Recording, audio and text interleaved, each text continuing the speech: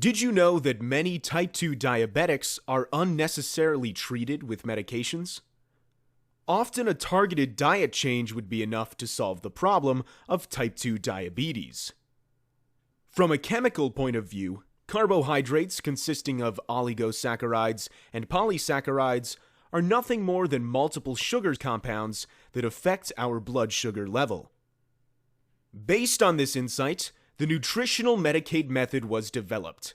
The diet consists of 4 stages which naturally lower your blood sugar level.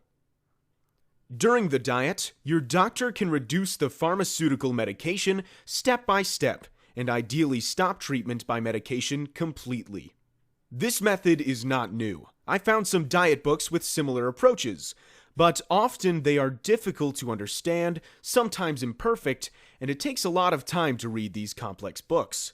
So I decided to put the topic in a nutshell and make it easy for everyone to understand. The nutritional Medicaid method consists of a 60-minute coaching video that explains you how to exactly change your diet. My name is Mark, and I got diabetes myself.